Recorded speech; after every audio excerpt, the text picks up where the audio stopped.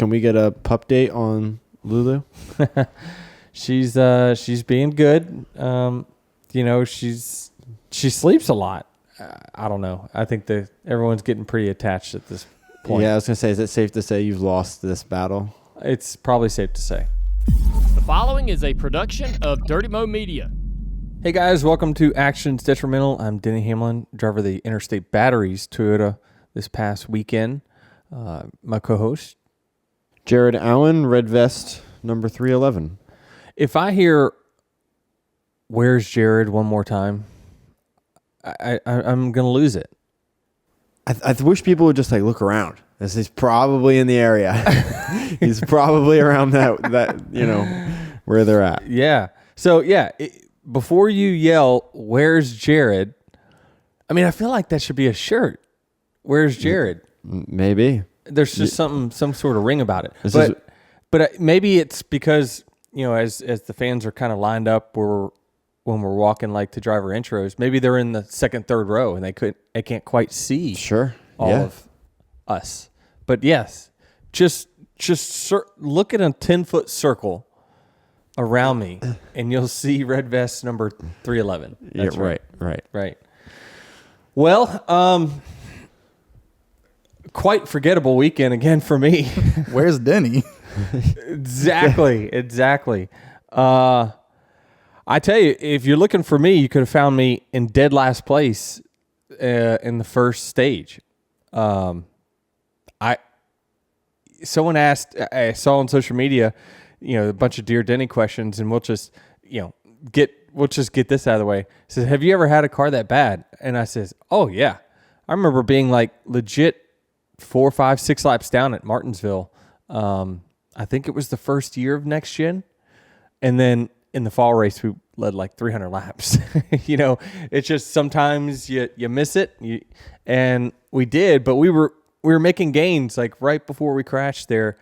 I had just gotten a good restart. I mean, put it this way, when we were under the right front tire adjusting on the car, it's bad at that point. But yeah, I just the conditions for the track really, really changed overnight, and it did not suit our car one bit. But Chris and the whole team and Brandon, our car chief, just did a great job making it better and better. And I think we finished 6th in stage 2, and then I felt really good about where we were at right before that caution during that restart. But you did go forward after the green flag. You started 10th or 12th.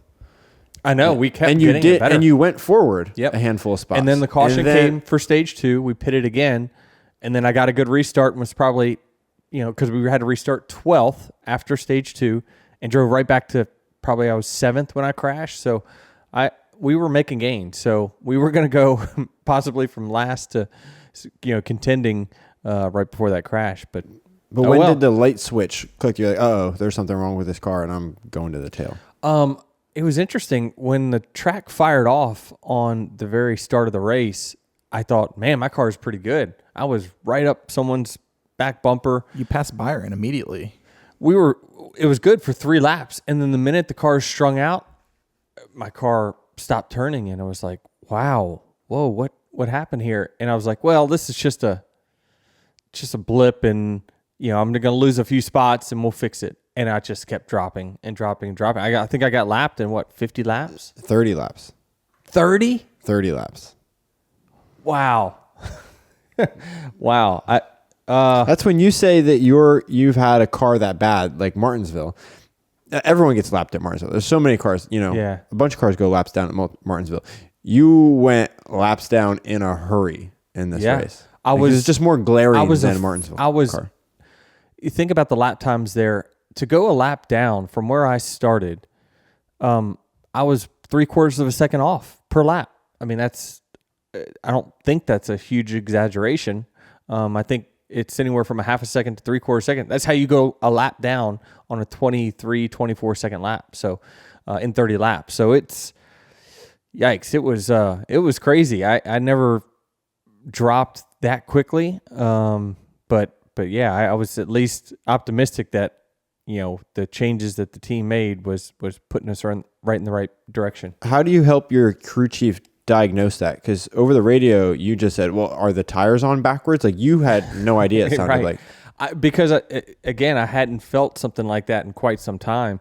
But yeah, I just try to give the team the best, thoughts that I have. I mean, Chris trusts me pretty well to, when I say it's doing this, he'll go work on this. Sometimes he asks me, what I like about Chris is he's very thought provoking in the sense of that, okay, I can fix that, but it might cause this to be worse. So are you okay with it changing this as well? Or I'm sorry, changing that as well? I'm going to fix this, but it's also going to affect that. Are you good with that? So that's where, the driver crew chief relationship and the trust that we have certainly shows up on races like this, where you can start the race really, really bad, but the team can figure it out as long as you give the right information. Is there anything like when you're going laps down, like how do you stay like mentally on it to just try to keep your car going for then and hopefully a pit stop and you can make some changes? Yeah, I mean, my focus was, and again, I was kind of trying to race, but I was in handcuffs. So I can't go any faster. If I could go any faster, I wouldn't have gone a lap down in the first place. But the leader passes me, and I'm like, oh, just do everything you can to stay in this lucky dog spot. And I didn't, but we were able to wave around. So while it was one of those races where the finish probably would have been way worse had the cautions not fell in the correct spot for me pretty much all day long. I was able to wave when I needed to. I was able to get the lucky dog when I needed to. The caution came when I was going that long in stage 2, like the 47. Like all those things really helped us stay in the game. And then, when our car got destroyed, I mean, we were way slower than the field, but still finished 24th because, it trapped other cars laps down for the whole race. And then my car was so slow after the crash that, it allowed me to just slowly bleed those spots as the race went on and not finish in the 30s. When you fire off that poorly, is it even possible to make changes on pit road to turn your car into, a top 5 or a race winning one? Yeah, I think a race winning one is maybe questionable, but I felt like I had faith. I had faith we were going to be better, right? And certainly I believe that we had turned the corner right before we crashed to be a top 5 contender. And then who knows what happens after that. So a few more tweaks here and there, but certainly it took a lot of wedge wrenches and things like that to get my car remotely in the ballpark. But it was just a weird race. We don't normally see you guys kind of miss the setup, if that's the right to call it that. How does that happen for a novice fan, like a little NASCAR 101? Like how does you go from qualifying 12th to basically just dropping off? I think Jared asked that question on the plane ride home. He's like, how does a crew chief that smart, have start a race that far off? I was like, I mean, it's a 5% chance, it just doesn't happen often. But I think new paved surfaces always change a bunch as rubber gets laid down. We saw it really during qualifying, right? So the lap times for qualifying, if you were in Group A, like I was in, was almost 2 seconds off from what we were running in practice. Well, that was because the rubber got washed off right before we qualified. So that tells you how sensitive the track is to rubber. And there was only one, there was ARCA and Xfinity practice before we practice. And so my car was handling pretty good. I felt pretty good with the times. It was doing well. But once you get all the cars out there and it starts laying rubber, new surfaces change a ton. And, for whatever reason, it just, changed in the wrong direction. Did Chris, in your guys' post-race debrief, did Chris say what his goal was with those changes? No, he didn't. And really, I don't care. I just give him the feedback to say, it's doing this at this part of the corner, and I can still afford for you to mess up other parts of the corner to fix that. Right. But I mean, like the overnight changes from qualifying into the race. No, I don't get into that too much with him. I just kind of give the feedback, and after that, I trust whatever he's he chooses to do. But we have enough experience together to, he understands. He reads my body language. He hears what I say, and I put it in my notes what I think we need to do to be better, and he goes to work on it. One car that did fire off phenomenally is the 5 of Kyle Larson. Yeah. Ran up front all of stage 1, and then thought he had an issue with a tire, pit, went back to the rear, and then drove right back up to the front again in a matter of 20, 30 laps. Yeah, where usually when you have surfaces like these, racing is tough and passing is tough, but he went by me. I was still in, I still had a 30th place car at the time, but he went by me, and next thing you know, I look up, 5 laps later, and he's 15 cars ahead of me. So he had a car that obviously was dialed in great during that portion of the race and drove right back to the front, which is, gives you hope that, hey, if you get your car a little better, you will be able to pass today. So, I didn't quite understand because I saw that he came out first or second or something like that, and then he pitted again. I was like, man, that's weird. What happened there? But yeah, he was flying through the field. Did this race play out the way you thought it would? It did, as far actually. as the track and passing it did. and I whatnot. thought after the Xfinity race, it was going to race good. I was pretty confident in that because they really moved the groove up to everywhere that was new paved. You had a car running on it. So it was really, it was 3 lanes wide if everyone held each other tight, but it was at least 2.5 lanes wide with cars giving each other space. So it was a great racetrack, and I think that if they went ahead and finished the paving up at the top, it actually would be better yet because we would continue to push the groove up higher and higher. So how did that happen? Because you were critical of it last week on the show. Harvick was even more critical of it on his podcast. How do you drivers look at the repave and think, okay, this is how it's going to race, and then it raced kind of the opposite? Yeah, the picture that I saw hadn't had the bottom lane paved yet, so it looked like just one strip right through the middle. But obviously, when we went there, I looked and I was like, oh, this is wider than I thought it was going to be. As far as like how many grooves, how many feet wide is it? How many cars can you fit in that space?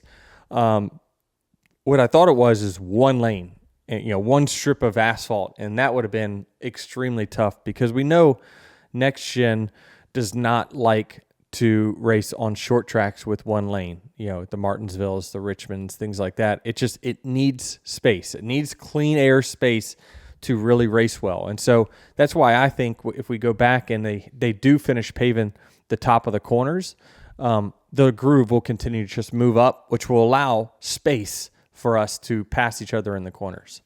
Is there a difference between, they paved a section of the corners this time, and then in 2 months' time they'll pave a section of the other section? Like, does it matter that there's a difference in time there instead of just paving the whole corner at the same time? Well, what I thought the track had was very consistent grip through the new pavement. So from when you entered on it to running the middle and then running the exit, it had the same amount of grip all the way through. And it was pretty much the entire time we were cornering.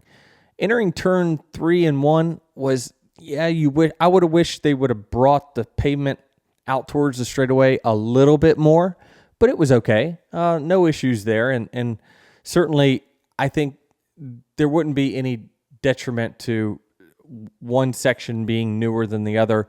It'd be close enough in grip that it would be fine. But I thought that it raced very, very consistent. We saw a bunch of blown tires in practice on Friday. I had to think about that for a second. On practice on Friday, you had an hour of practice. Like, what would have happened if you only had that 20 minutes on Saturday? Would you guys have been able to spot these tire issues? Yeah, maybe not, because I think most people had those issues. I think maybe you would have probably saw more, because when you have a 20-minute practice, what happens is cars will a lot of times just run one long run, and get you some information. When you have a 50-minute practice, you have multiple sets of tires. So you'll run 20 laps to just make changes to your car, get an idea, is this better or worse? And so actually, you probably would have ran longer runs in a 20-minute practice than you did in the 50. Well, we saw a handful of blown tires in practice, and then you saw a handful of tire wear, blown tires in the race. What was your assessment of this and how that went? I thought that it was better than what it was in practice. I mean, we saw it was around lap 20 to 25 in practice that guys were blowing out tires, and I do think the teams made adjustments as well to help with that. Our problems were different than the Xfinity cars. They had a heat problem, so just a lot of heat, so they were blistering quite bad. Why? Is just the temperature hotter during the day, or? Yeah, it's There's no way for the heat to escape the tire. You're on a surface; it's pretty flat, so the tire's always making contact with the asphalt. So it's just creating a ton of heat and a lot of friction. And then in the Cup cars, it was more of a shoulder issue. So air pressure, cambers, things like that. So ours was definitely a different problem than Xfinity. So I wasn't too concerned going into our race after the Xfinity race of all those blister tires. I knew our issues were different, but if you look, some guys ran 90 some laps on tires, and I guess Blaney had 130 or something on his left. So there was just no issues. When you say camber, what is that for? Yeah, it's just how much the tires leaned in or tilted up. So when you see the front of our cars, you'll always see usually the left front tires, the top of the tire is poked out of the fender, and on the right side, the top of the tire is inside the fender on the right. It just helps the car corner better, basically. Would you tell Goodyear to go softer? On the lefts, yes. I think the left side tire still has some room for the compound itself to be softer.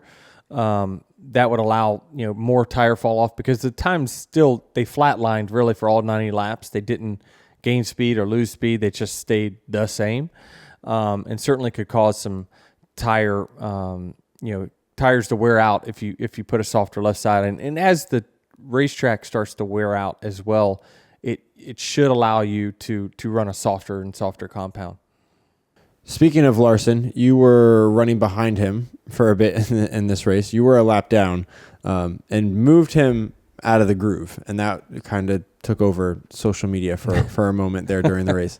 Was that intentional, unintentional? No, it was unintentional. I clearly misjudged the center roll speed of my car and his combined, but he slid us in 3 and 4, which I wasn't mad about that at all. I'm a lap down, so I got to get out of the way. But we went into turn 1. I was somewhat close to him, but then I was trying to roll really good, fast center speed, and it looked like he had his hands full all the way into the center. And then I coasted into him. Like I thought I throttled up too early, but I was just rolling speed through the center and clearly misjudged it, because I was trying to turn down a little bit below him, but I think at the time he was a little bit free on entry, and then obviously he got really free when I ran in the back of him. So I'm glad he saved it for sure. Not one of those things where your car was just better than his. No, it was a lap slower than his at the time for sure. We had a caution late in this race that really flipped this one around. You were fortunate because of this staying out. Daniel Hemrick up in the wall, NASCAR threw the caution, and then obviously a lot of drivers benefited from this, you being one of them. But also Ricky Stenhouse staying out, and it sounded like his strategy was just this, that we're going to stay out long, trap cars a lap down, and if caution falls our way, then we just gained so much track position. Yeah, it was the right call, because there was only a certain amount of laps left before the end of stage 2. So he knew he was going to pit at the end of stage 2 anyway. So as long as he didn't need to get fuel, they made a brilliant call, which is just stay out on the racetrack. So all those cars that were getting wave around or thinking they were going to get a wave around, they didn't get it. And so I thought that what that does is guarantees you kind of a better finish no matter how the rest of your day goes, because you're now trapping all those cars that pitted a lap or 2 down for the rest of the race, because you choose to stay out versus pitting. So I thought it was a great call, and certainly guaranteed Ricky and his team a better finish throughout the day, no matter how how the rest of the race went or how their car migrated over the course of the rest of the day. So he still finished top 5 anyway. I think that track position really, really helped quite a bit. But yeah, they fantastic call to say, all right, you guys that pitted, normally you would get a wave around here, but not today.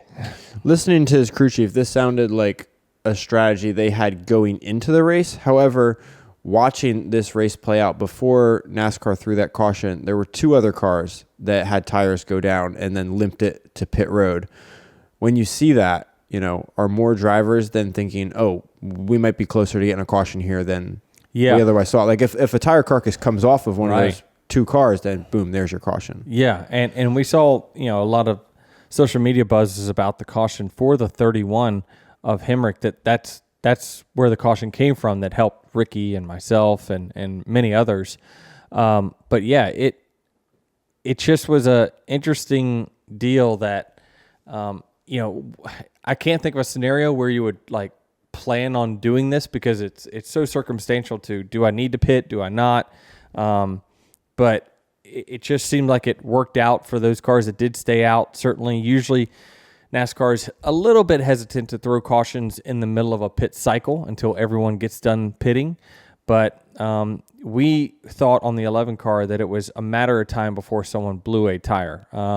It's just numbers and odds at that point. And so we had nothing to lose. We had gone a lap down to the 12. I actually was able to stay pretty close to him before he decided to peel off. So we were making gains, but certainly it was a big benefit for us for that caution to come out, and it was us and like 9 or 10 others. What do you make of that caution coming out though? Yeah, it was close. He did hit the wall, but I think I don't know how long we had gone green during that moment, but I always am of the opinion that if we go really long stretches of time without a caution, be aware you're going to get one for something superficial at times, but so there had been lap 132, 165, and 174 had tires go down with no caution, so it had been a while. Did they hit the wall though? You know what I mean? Like the 31 hit the wall. I don't know that he brushed it, but he hit it pretty good. I was right somewhat near him when this happened. So it's just it certainly did not help some of the leaders, but I mean, the 12 had pitted, and then he came back and won the race. So I think that it's still the fast cars found themselves up front at the end. Well, it certainly created some drama because on the next green flag restart, a few laps into the run there, Daniel Suarez gets into Kyle Larson, turns the 5 car into you, more or less ends the 5 car's day, and then I mean, yours as well.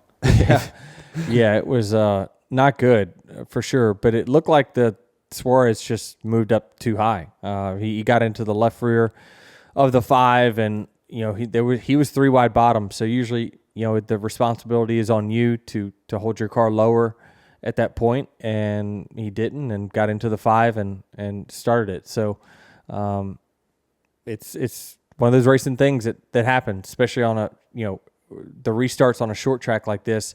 I mean, we were 3 and 4 wide many times during these restarts because the track gets cleaned up and has no rubber on it after a caution. And so everyone's kind of, feeling their car out. The car doesn't have much grip for those first few laps. And so there's opportunities to really pounce and pass during that time. And the 99 just misjudged his right front fender and got the 5. So he misjudged it, but if you're Larson, you've got this fast car. Do you put yourself in that position and try and create that 3 wide, or do you have to have patience? Yeah, that's probably the only thing that Kyle's second guessing. And you heard him say in his interviews, like, I probably could have been more patient and not put myself 3 wide middle there. But he's trying, to get back to the front as quick as possible. But, certainly you feel like with as fast as his car was, and he was that day, did he have to go get that 2 cars right in that corner? Probably not. But that's hindsight, right? But that's hindsight. Exactly right. 90% of the time it works, right? And you go on and you're unscathed and you just gained multiple spots on a restart. But it's hard to second guess that for sure. If you see a gap and an opening, usually you take it because you don't think about, well, this person is likely to misjudge the corner and run into me. Of course, you always have to take into account the people that you're around when you do decide to put yourself in a vulnerable spot. But yeah, it's just one of those things where certainly the 5 teams banging their head up against the hauler door because they clearly had one of the best, if not the best car, and got a bad finish out of it. Yeah, it's got to be frustrating considering you do pit earlier, go to the back, drive back to the front. You clearly have the best car in the field, and then something so trivial like this takes you out of the race. How bad was your car damaged after that? Oh, destroyed. It was bad. The wheel was, where it should be at 12 o'clock. It was all the way at 2 o'clock or so. So, but my team did a good job of, I think we bent some tie rods, knocked some camber out of it. It was really bad. So we were just limping it around the rest of the day. Did you feel like you were back in a position to compete at that point? Or no, because even down the straightaway, my car was like bouncing before back, the accident, by the way. Yeah, I thought so. Because I was listening to Teardown, and I think it was Bianchi or Gluck said that even though you got your track position back, you weren't sure if you were going to be able to race up there in the top 10. I thought so. I thought, clearly when we started 12th, before the end of stage 2 and then drove up to 6th, the leaders were all right there in front of me. At the end of that stage, I felt as though, okay, we're one more adjustment away from truly contending. And then we came to pit road, made the adjustment, ran one lap, and then crashed. So never know. And you would have had one more caution that you could have had a restart to gain some more because you had the Busher caution. Yep. They had not a great day for sure. He was back there where I was most of the race and looked like he was fighting his car as well. I didn't see, did he have a flat tire? Yeah, I think he just blew a tire and went into the wall, I believe. Yeah, so they didn't have as strong a day as I thought. The 6 was pretty good, but didn't have, for a car that tire tested, they didn't have, a ton of speed compared to what you would thought they'd have going into it. But yeah, it's one thing that is kind of catching my attention is the Fords are really strong on these short tracks. Like I thought it was just kind of a older pavement, mechanical grip thing that they hit on. But clearly these 3/4 mile tracks and 1 mile tracks, they're certainly got some speed. That's a good segue because Blaney decides to take 2 tires late in this race. The left side tires had more than 130 laps on them and then held off the 24 and the 9 to obviously win the race. Yeah, looking at the end of the race at the lap times, the 9 was really coming quick with probably about 70, 80 to go or so. I looked and his graph was below everyone, so he had a ton of speed. The 9 had great speed all weekend, and thought that when the 5 had issues that he was going to be the next in line to be the favorite to win the race. But I don't know how the strategy all came out. And Blaney, obviously, when you get him out front, it doesn't matter how many tires you have, and especially at a track where lap time fall off was non-existent. You ran pretty much the same time all the way through the run. It's going to be hard to pass, very hard to pass. So the only thing the 2 tires sometimes can do is make it to where your balance of your car shifts really wild to one side or another. Usually it makes it quite a bit tighter, but clean air is king still with this next-gen car. So Blaney took the 2 tires and seems like kind of held those guys off pretty easily. Yeah, that's now, a little math here. Team Penske has won 3 of the last 4 races, including North Wilkesboro.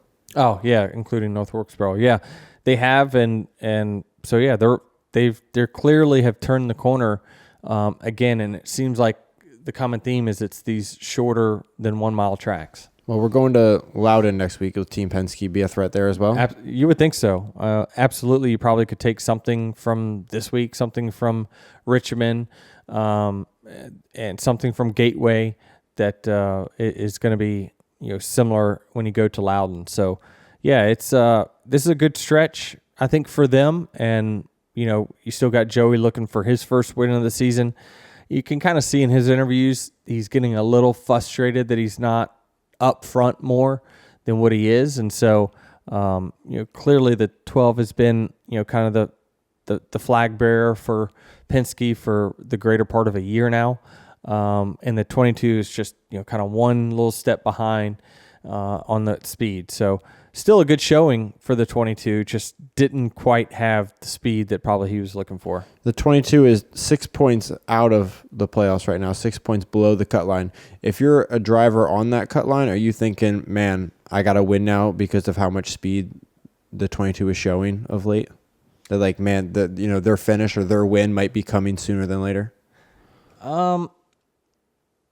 Yes and no. I mean, if you're on the bubble, you probably shouldn't focus too much on the others, but you always got to count for at least one more driver outside the current playoff window to win a race. And so the cut line will move, you would think, one more spot. So, I think that of all the bubble drivers, Logano's car, team, driver all have the biggest upside. You know what I mean? Like they've underperformed compared to what their standards are, from a few years ago. So I think that, to me, they're the most dangerous bubble team to winning for these other drivers. Chase Elliott takes over the points lead, an average finish of 9 this year, which is really, really good. The next gen car, really created. It took everyone's average finish the first 2 years, and it moved it up 3 to 4 points. So when we were finishing the Gen 6 car, I think that we were averaging like a 7 or 8, something like that, average finish. And then with all the unknowns in next gen, you're going to have weeks where you hit it, weeks that you don't. We had mechanical failures all through the first year of the next gen. Remember all the power steering issues and all that stuff. Everyone's average finish went up. Like it just was, because it just wasn't as easy to finish up front every single week. We had, first time with pit stops. We had, loose wheels falling off, all kinds of things.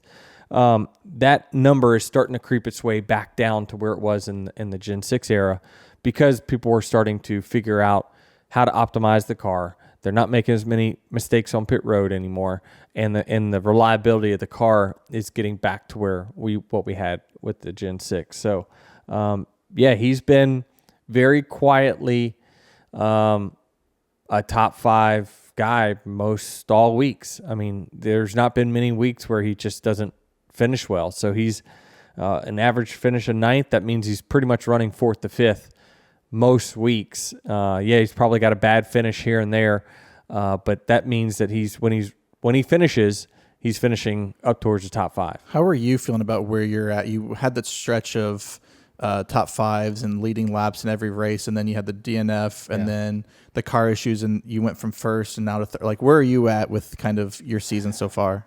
I mean, we were on a roll there for a little while. I don't see, it'd be hard for me to kind of pick apart, like, well, what could I have done better? Maybe given some better feedback overnight, but it's hard to predict when the track changes that much from Friday practice to Sunday the race. But both instances, had a blown engine, obviously can't do anything about that. And then the 5 car, when he wrecked right in front of us, we got in it. Like, I don't feel like I could have changed much. Certainly we could have been a little better and then not been in that spot when the 5 got crashed. But I don't know, to be only 38 back with 2 horrendous finishes in a row, we still got time. I'm guessing you also assume that at some point in the season you're going to have a little dip, and so you'd kind of like to get it now before you're kind of ramping up for the playoffs. Yeah, I mean, you always want to run well, but I feel like with the 5's problems yesterday, we got some back, because if he would have finished the race like he had run, didn't he win the first 2 stages? Yesterday? Yeah. I think Blaney won 1. Okay. But he won 1. Yeah, so like he was up front, he got, probably a better part of 15 more stage points than we did yesterday. And then on top of that, he was looking to be running, towards the front. And at the time I was in the 20s, but I was making my way back front. Like it would have very easily been a, minus 55 points, minus 60 after yesterday. But the 5, kind of gave us a little gift there. Like we gave him a gift at Sonoma. Is momentum real in racing? Like Travis just mentioned, your team had, a run of top 5s and then, fell off for a bit, and then Sonoma, and now this week. But then also on the flip side of that is Kyle Busch, where they have a bad week and then that compounds into another bad week, into another bad week, into another bad week. So is momentum a thing, or is it just looks like that from the outside sometimes? I mean, momentum is a thing, yes, but it's the sport is still so week to week because you're going to a different type track the next week, right? And there's no guarantee that you're gonna have your car handling just right? And so you can have momentum and you can be on 5 straight top 5s and then go to Talladega and say, well, we're going to get crashed here. So it is a thing, but as I've gotten older, I've tried not to, harp on the bad days quite as much. As long as I know that I did the best that I could on that given day, just because the circumstances didn't work out doesn't mean that, I should be down about my finish on that particular day. It is still racing. You're still not always going to live up and finish where your potential was, because you are on the track with 35 other drivers that have their own agendas, and it's part of racing. I was just trying to parlay that into Kyle Busch, who's now had 3 straight weeks where they certainly were running better than their finish shows. Yeah, they are on a slide right now for sure, and I don't know where he was running. What I saw on social media that they thought he was a top 5 car. I didn't see him most of the day because of where I was running, so I can't really speak to that. But certainly Kyle Busch is better than his results are showing right now, and the team itself is better than the results that they're showing. But they've just some of the luck that you've I hate the word luck in racing because you do make your own luck most times. If you get caught up in a wreck while running 15th, well, you shouldn't have been running 15th because that's where the wrecks usually start.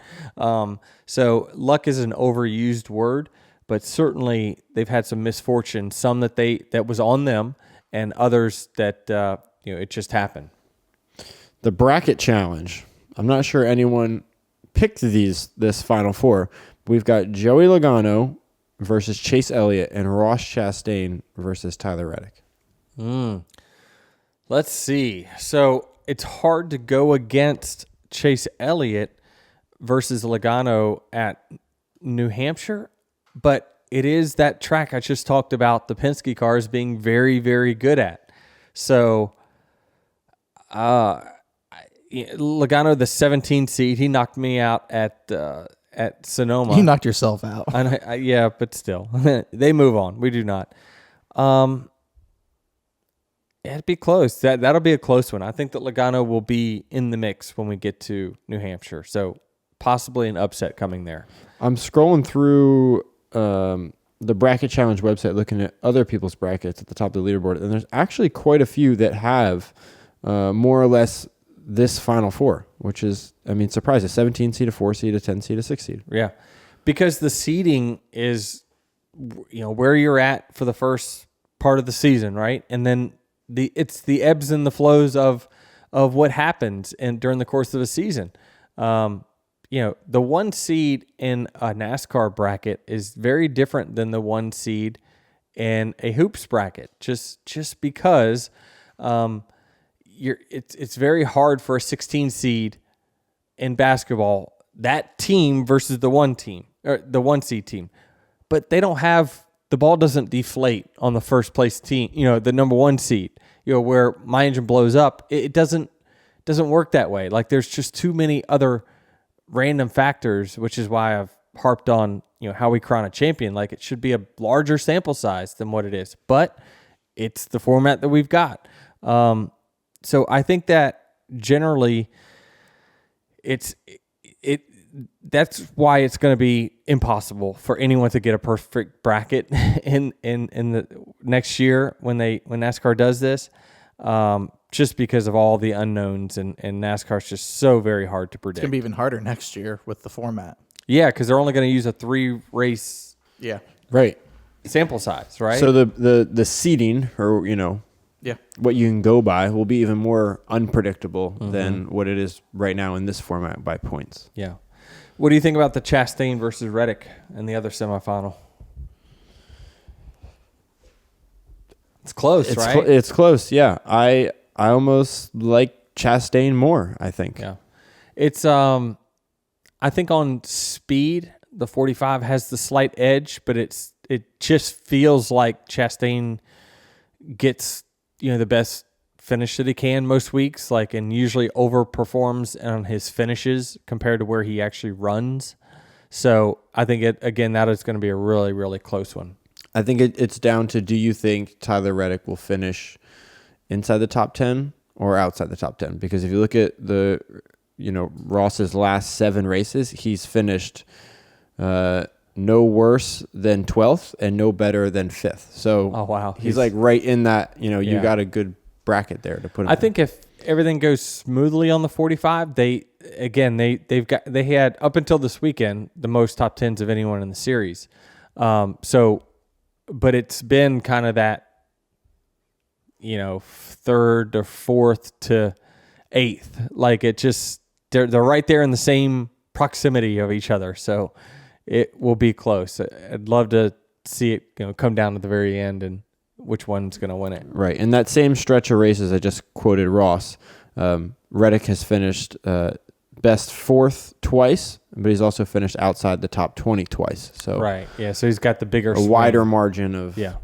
It just seems like the one team in Chastain's just a little more predictable. Like I always feel like they're running like kind of on the cusp of the top 10, and then some guys make some mistakes, and then he gets a little bit better finish than what he was his average running position. But that's consistency. That's what you want. Before we move on to some off-track news, Sam Mayer wins the Xfinity race on Saturday, and then when asked in the post-race broadcast, he said that he was kind of pissed off that his name was not in the running for more of these Open Cup seats coming next year. Yeah, I guess you can kind of understand that. I mean, this was his 2nd win of the season. I think he's performed really good on the road courses. I think he'd had like 3 road course wins or something, which, that is a big part of our schedule nowadays. I think that Sam Mayer just needs a little bit more time to get a little more refined. But, certainly he should be a prospect in the long run to race on Sundays. And I know, he said in this post-race presser that he aspires to race on Sundays. That's what he's here to do. And the good news is he's young enough he's not even 21 yet. Yeah. So, he's got tons of time, and I wouldn't rush it because I think, getting in the right situation matters. If you just take the first thing that comes your way, it can sometimes lead to it being a bad look for you. But he's got plenty of time to still go out there and win more races, and that's going to catch people's eye. That just, it does. You're not going to be just mediocre and then, find yourself racing on Sundays. Just keep doing what you're doing, keep winning, and the talk will pick itself up over time. Right. How do you convince these younger kids to not rush it up to the top level of sport? Because if you don't get in, the right ride, or you don't find yourself in a good situation on Sunday, it's probably less beneficial for you than, winning 5-6 times a year on Saturday. I am definitely of the opinion winning on Friday or Saturday is better than running 25th on Sunday. That is, to me, it's not close. I don't think it's close. Just because you race on Sunday doesn't mean it's good for you. Just keep winning on trucks and Xfinity, and then it will all work itself out after that. It will give you that opportunity to be in a better ride on Sunday, so you don't run 25th. But how long do you wait for that? Because if you don't, you're going to race at let's say 3 more years in Xfinity and wait for that perfect seat to open up, or you're better off to jump. And then he'll be what, 24? Like still if he won, let's just say 15 races in the next 3 years, and he's 24 years old, to me that's a top prospect. That's a top prospect to go race on Sundays. But again, the sample size has just been a little bit too small because he is so young. In racing, can you see the future opportunities a little clearer than you could in like another sport? Like for Sam Mayer, can you look 1, 2, 3 years down the road and see, okay, this car may open up in 2 years, this car may open up in 3 years? Like, is it a little more predictable in racing? A little bit, yeah. I mean, certainly, drivers' contracts in the Cup Series, it spans from 1-year deals to sometimes 5-year deals if you're on the high end. But it's you're going to always have that cycle of open rides or people that get shuffled around, and so there's going to be opportunities. Again, if you go out there and you win a lot of races on Saturday, people are going to have no choice but to consider you for a ride on Sunday. So when you say top tier, let's hypothetically say he sticks around for 3 more years Xfinity, you stick around for 3 more years, and then you leave JGR and you're done. Are you saying he'd be JGR quality, or where are we talking when you say top tier? I think all of it is a fit, right? I mean, certainly the teams are always looking for drivers that fit what their fit their other drivers. Are they going to be good spokespersons for the sponsors that the team has? All those things are in consideration when choosing a driver. It isn't always just about talent because, these teams do have to try to survive. And, with the sponsorship model that they have, it makes it a little bit more difficult to just say, okay, I'm going to pick the best driver and that's it. Now, you can do that, but do they already have sponsorship relations? Do you have team sponsors that you think would be a good fit with that particular driver representing them? All those things, if you look at, for instance, the Bass Pro Shops, right, with Johnny Morse, he came to Martin Truex retirement presser. That was a perfect fit, right? And so that's why it lasted for 21 years because Johnny Morse wants someone that lives the lifestyle that they're representing. And that's what Martin Truex did for so many years. So that's why I think that, those relationships are very hard to come by, but when they fit the driver and the sponsor together, and not only that, you've got a God-given talent like Martin Truex has, that's when you've got a Hall of Fame career like he's got. Well, that's one seat that's going to open up. Martin Truex Jr. retiring at the end of this season. Yeah. You always wondered, like, when would that moment come with Martin? I think that he's competitive enough. He wants to leave on top. And I think that, from what I gathered from that press conference, like he just wants more time. And the time that it takes to be competitive at the Cup level, it takes a lot of commitment and a lot of time. And for the last 20-some years, he's had to live by a schedule that somebody else made for him, and he now wants to make his own schedule. It sounded like he was open to running some races next year, an Xfinity car or something like that. But I just think that because I do think he'll miss it. I mean, Martin Truex definitely has waves of, passion for the sport. Like sometimes it's lower, sometimes it's higher. But I think, he's at an age where he just wants to go do his own thing. And he's always been very independent person. You don't read much off-track news from Martin Truex. That's just the way the way he is and the way he carries himself. But you never questioned like his God-given talent because he just was so good and someone that, I came out of the Xfinity series with in 2006. We were part of the same rookie class, and he was the barometer of performance. He just was so good each and every week when he was running with Chance 2 and Dale Jr. Back in that year, he won the championship, beat Kyle Busch for the championship. I definitely am happy for Martin. And it's certainly one of those drivers that you think that has a chance to win a championship and then peace out. Like he's still on top of his game enough to do it. You said that that's like your dream scenario, right? Yeah. Is be competitive in your last year. Right. And so, yeah, I said that I wanted to win my last race, right? That is very hard to do. It doesn't get done hardly ever, so it's a bit ambitious, but I am a very ambitious person. But I generally speaking, I just think that Martin Truex has the opportunity to go out on top. How much of a role will you play now as the most senior driver at Joe Gibbs Racing in who takes over that 19 car? I won't have a huge role in it. I believe that, you got to rely on, I'm not at that shop every single day. So, they try to find what's best fit for them. Joe Gibbs Racing wants winners. They certainly probably lean a little bit more on the side of just get me the best driver available and then, put him in our equipment and he'll go win, right? And then they figure out the sponsorship stuff second. So I think that, when you look at the opportunities and the possibilities to go in that 19 car, there's a lot of good Stewart-Haas drivers available. There's a lot of, young prospects in Xfinity that are available. And I think they'll get their pick of the litter because it is a ride that is very coveted.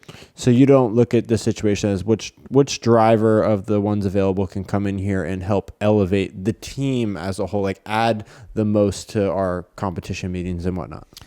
Yeah, you definitely want that, right? Because I'm not going to be around for forever by any means. And so you're going to need some experience in those competition meetings to help guide the team in the right direction and work on the right things. And when Martin goes away, it's besides me, it's still a pretty young team. Now, Christopher Bell's, he's nearly 30 years old, if not 30.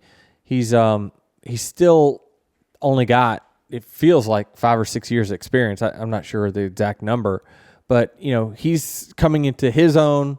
He's certainly a little bit more vocal now than he's been over the last few years, which is good because, when he speaks, you want to hear what he has to say. And, but yeah, it is always crucial for the more experienced drivers in those comp meetings to send their teams down the correct path. He's still 29. Oh, okay. Young boy. That's it. Hey, yeah. Yeah. Younger than me. Right. Moving on to what now is the oldest news on this list of topics we have, charter talks. Because last Monday, after last week's episode dropped, we got a quote from Jim France saying, "We can only support you, the teams, as long as we are being supported." And this comes after the quote in social media seemed all week has been that the teams received their worst offer yet in terms of the charter agreement. Yeah. Yeah, it was. It just seems to be going backwards time after time. The newest and latest is certainly not very good. So it just seems like we always take one step forward and 2 steps back, and I just don't know the reason for it. It was very interesting because we had one-on-one meetings with NASCAR executives, and we felt like those meetings went well and we thought we were heard.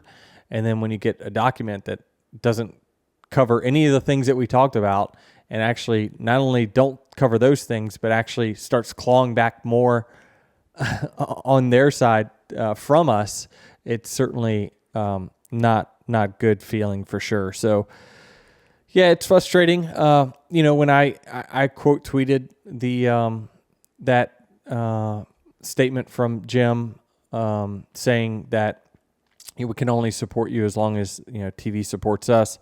I quickly said permanent charters don't cost anything, and they still do not cost anything. The only thing it costs is control, and that's the thing is that every agreement gets renegotiated after every TV contract. So if the TV contract went to $10 total in 7 years, we still renegotiate the terms to that. So it's not like we're saying And we have never, ever, ever said that we need this amount of money for the eternity. As long as we're part of this sport, we need this amount of money. It's not. Those all get renegotiated. All we're saying is that is Rick Hendrick, Roger Penske, Joe Gibbs have spent decades building this sport, and you cannot deny that they built the sport with their drivers, with their teams, and everything. That they deserve the blue sky, which is they have an asset that they can pass down to their kids and their grandkids, and especially a family organization like Joe Gibbs Racing. They want to have something they can give their kids. Hey, this business is now yours. This charter is yours. Because in the instance that it all goes crumbling down, like in Stuart Haas's scenario, they were able to sell something to get back some of that investment that they spent over decades. And they spent hundreds and hundreds of millions of dollars. They at least got some of that back. What we're saying is that they deserve to have a permanent seat at the table when it comes to racing in NASCAR. We're asking for, and 2311 is the same. We went out and we spent money, millions of dollars on charters. We should be able to own that. That it should be owned, because Jared, if you rented for a while, right? You finally bought your first house. Is that correct? Okay. How much money did you invest on that house that you were renting? Well, I was in a unique situation, but let's pretend I'll play your game. Okay. A lot of money. Okay. So you're saying on an apartment that you rent or a house that you're renting, right? You spent money investing in it to make it better? Right.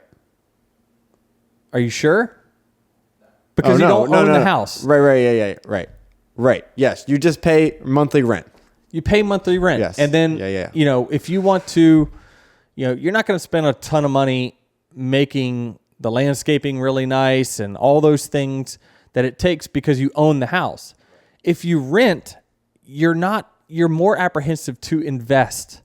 If you own the house, you're more likely to invest in it because it is a long-term asset that will be worth something in the long run. So that is what we're asking for, is let us own these things. I paid for it. Why do I have to go through these charter negotiations every single 5 years, whatever it might be, and then I got to fight to keep what I've already paid for? That doesn't make any sense to me. So when I say permanent charters don't cost anything, it doesn't cost them one thing. All he has to say is, okay, thank you, Hendrick, Gibbs, and Penske, and RCR for help building this sport. The charters that you own, you now own them for forever. I cannot take them away from you for any reason. And for 2311, Trackhouse, Colleague, and all of you guys that spent money on buying charters, you now own them for forever as well. You paid for them, they're yours. But instead, we have to fight every so many years to keep what we already bought. That is crazy. But also on the hypothetical, sorry for ruining your house question. Yeah. But I think people got it. Is that if you are just renting, why invest in a state-of-the-art race shop that brings all these eyeballs to the sport and Michael Jordan and Denny Hamlin's race shop, blah, blah, blah, all this on Instagram? Why do that if you don't have a permanent seat at the NASCAR table? That's a very valid question. But 2311 has been in a very good position as far as sponsorship has been concerned over the last few years. And we want to be part of the sport for a very long time. I think that we've been very fortunate to be in a position of sponsorship to where it sort of works for us. But that can go away and it can change at any moment. And all it takes is one CMO to say, I don't like this investment that we're doing in NASCAR. And then we got to go chase another one that does see the return in it. But I feel like our team has done a very, very good job of keeping the sponsorship that we've got and returning value to our partners. And so it does work. It works if you're able to go out there and raise a lot of money to go break even. But it's not really about us. It's about everyone else, right? We're trying to make sure that all teams are healthy. And so for us, it's a situation where what we got offered from the money is not necessarily a game changer. So if you're not going to allow us to make money in the short term, at least allow us to build our franchise value and make money in the long run, which is our charters. Right now, we're not getting either one. We don't get a bigger chunk of the, we don't get a big enough chunk of the pie year to year to make us profitable, but yet we don't have a permanent charter either. So you got to have one or the other. At least give us long-term value or short-term value. We wouldn't care about permanent charters if NASCAR gave us $20 million a year. Like, this would be a non-topic. But it's got to be one or the other. It can't not be both. What I don't understand is, in that article by Ryan McGee, he said we need to be supported by the media networks. Well, you just signed a $7.7 billion deal. So how are you not supported? Well, because right now it's kind of we don't have collective bargaining like other leagues have, right? Because this entity is owned by a family, and the family just says, well, if you don't like this offer, tough, And so in other leagues, the participants have a seat at the table, and they have to collective bargain on what is the fair share. In NASCAR, they don't have to do that. They just say, well, this is the deal, and take it or leave it. And that's certainly not fair to the teams by any means, but it's just a little different in that aspect, and I think that they want to keep it that way. And if you give permanent charters, likely what they see is that, oh, well then, we have to then get a deal cut with you guys in the future, and I don't know that they love that. They want to keep control. But also, if in 7 years or whenever the deal runs up and you negotiate again, if TV comes to NASCAR and says, well, here's $10, that's all we got. You're 7.7, we're only giving you $10 now. Isn't this all just a moot point anyway? It is. Like, if you're getting $10 from the TVs, then there's no NASCAR anyway. So what does it matter if the charters were permanent or not to begin with? Well, we have said that we're willing to float with you wherever it goes. If it goes up, we'll stay at the same percentage, and if it goes down, we'll stay at the same percentage. Like, we have said that we're willing to float with NASCAR up and down as it goes over the years. We're not asking for a specific number. It's just let us float with you. When it does well, we don't do well. When it doesn't do well, we don't do well. Like, that's fair. I don't see how it's not fair. Jenna Fryer reported in the AP that some teams were worried that smaller teams could be ready to take NASCAR's offer despite an alliance that all 15 would stick together. Yeah, I mean, I don't know necessarily how true that is, but you're always going to have teams that have different agendas and want different things, right? And so I think that it's understandable if some teams are just like, we're done fighting and we need to just get this done. Can teams do that? Yes, you could, because, NASCAR can cut a different deal with all different teams. That's one of the provisions that they've got is they can just cut a separate deal with a separate team. It'll make you scratch your head at times, but it could happen for sure. But again, I think the teams are pretty aligned on what their needs are. It's been the same 4 things that we've asked for 2 years now, and we haven't got any movement on any of them. I feel like that's the most important part of all this, is that the teams stick together. Because if you start having a handful of teams splintering from the group, it doesn't go well for anybody. Well, I think it's okay if teams want to, do their own thing and say that, this is good enough for them. I think everyone has those rights to do that. And we've seen that happen for many, many decades. But I think the teams are more aligned in the fact that, these are the key issues for us that need to be addressed. We've gone through it this last 10-year agreement, and we've seen, where we need to improve, and we want movement on those things, and we haven't got any movement, and we know that, we have to live by this next charter agreement for the next 7 years. And, when you look at the number of chartered teams, it was a pretty alarming thing. When you look at the number of chartered teams that were part of the previous agreement versus now, like, there's only a handful that are still here that were here during that 10 years ago moment. So this is a very key moment in our sport are we going to lock arms and do this thing together and grow this thing together or not? And because we all want to make the tide rise, and we all want to rise together. And when the tide goes down, we're going to lock arms and we're going to make this thing go back up together. But it's just tough because everyone just has at times different agendas on what they need to survive. I think what I was trying to convey is, do teams lose leverage if everyone starts cutting their own deal with NASCAR? I don't really know about that. It would depend on which teams, right?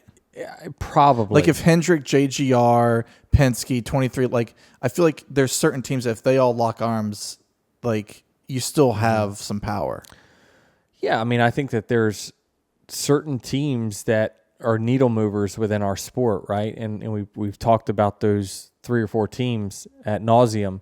But yeah, it's a matter of what they choose to do, because they are, they have the stars in the cars, as I say. So they are the most important when it comes to, making the sport push forward.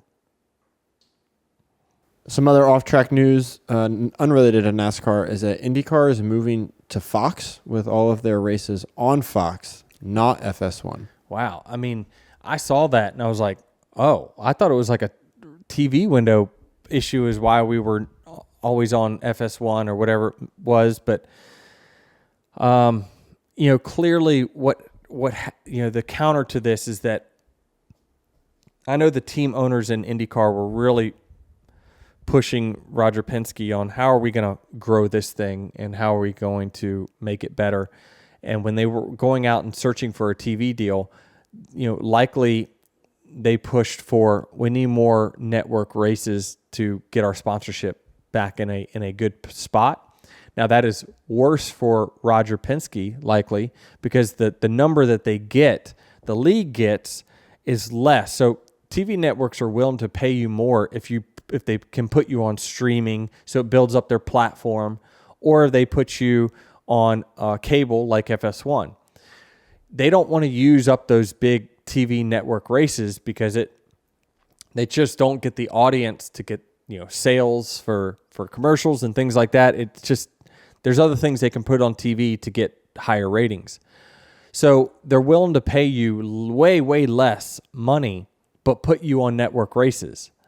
Or they can pay you more money and put you on cable and streaming. So it seems like they probably struck a deal that was less lucrative in media dollars, but likely will be more lucrative for the teams and their efforts to go sell sponsorship. So Fox now has the 2 biggest races in North America, too. Daytona 500 and Indy 500. Yeah, so I mean, it's great for them and their teams. It seems like the Roger Penske listened to what the team's request was, and that was go get the best TV deal, and the more network races you can put us on, the better.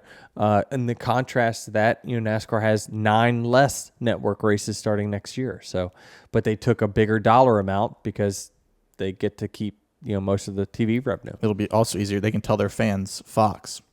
That's where you find the race every It's certainly weekend. a benefit to that, versus bouncing around, no question. But I mean, a lot of different leagues have, different TV partners. There's basketball's got a bunch of different ones, and I think football does as well. NHL had their strike a while back, and when they came back, they were on ESPN. They took more money. And I think it kind of hurt the sport trying to regrow their fan base because people couldn't find it instead of taking a little less money, be on a network like ESPN where you're going to get the eyeballs. So I think this is a good move by IndyCar.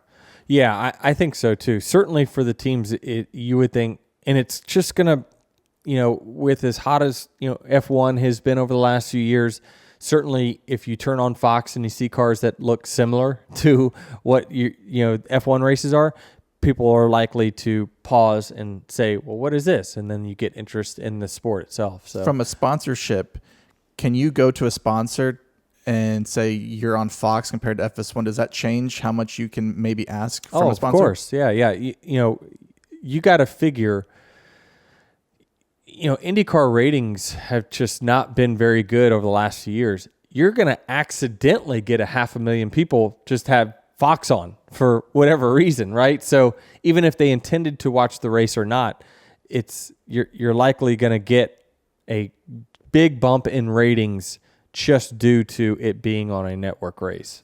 I think what's fascinating about this is that you have your ownership group with 2311 that has NBA experience, and now you have Roger Penske who owns IndyCar. So like he's running his own league separately and seeing the trials and tribulations and how he's working with the race teams, right?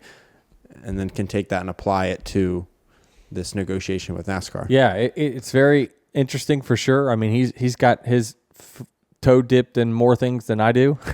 Roger Penske does, but I think he did the teams a solid here by doing probably a less lucrative deal for himself and made it to where it's more beneficial for the teams to be on these networks and then have less of a chunk of the pie. I have one Dear Denny here, and a reminder to anyone listening, you can submit your questions using hashtag Dear Denny on X. The question is, how much of the variance in speed we saw at Iowa was a product of racing at a new track that teams don't have notebooks on yet? As the Cup Series continues to return, do you expect the speeds to get closer and passing to become more difficult like other short tracks? Yeah, it's tough to say. It's hard to predict the future and what happens, but Iowa just seems like even when the racetrack was old and beat up, they still raced all the way around it. Like it just, the drivers, the Xfinity drivers that have raced there for a long time said, man, it's just one of the best racetracks we go to. So I'm optimistic that it will continue to be a great race there. And if they finish the paving, again, I think that it's going to entice you to go even higher in the corners. So I'm pretty optimistic if we keep going back to Iowa, then you're going to continue to see these types of races. I got one review here from Rhino EZ. They say, I hate Denny. That's what I used to say for the last 20 years. I thought he was arrogant and cocky without talent. After listening to every episode of the podcast, I have a newfound respect for him as a person and a driver. I think I speak for a lot of NASCAR fans when I say he has gained a lot of new fans over the last year because of this podcast. Don't tell anyone, but I actually root for him each week if my driver doesn't have a chance. P.S. Go Larson. So he doesn't really root for you then, because if his other driver's Larson, right, always has a chance. It's like Jared. I met a fan right before driver intros that says, hey, I promised my friend when I saw you I'd give you the double 11s, but I won't do it, but I'll just say that I did. And I says, okay, well, appreciate that. So it's all good. Root for whoever you want to, but we enjoy giving you this podcast each and every week and breaking the race down. It's something that certainly love talking about what we see on Sundays. And this is a week that we all definitely should celebrate in a great race at Iowa. The fans turned out. We had back-to-back sold-out races between Xfinity and Cup. It was so crazy that I was on a dirt road for 5 miles, and then all of a sudden, bam, I'm at a racetrack. So it truly is in the middle of nowhere. I felt like I was on the scene of Twister because there was nothing but barns, dirt roads, and open fields. So great. Thanks for all the fans that came out to Iowa this weekend, and we look forward to hopefully seeing you in 2025. So before we close, can we get a pup-date on Lulu? She's being good. She sleeps a lot. We do have a DNA test pending to try to figure out exactly what she is, so we know what we're getting ourselves into, like how big or small the dog's going to be, what's its characteristics. But I don't know. I think everyone's getting pretty attached at this point. Yeah, I was going to say, is it safe to say you've lost this battle? It's probably safe to say. Yeah, we kind of expected that. All right. Well, we'll see you guys after Loudon, New Hampshire next week. So thanks for tuning in.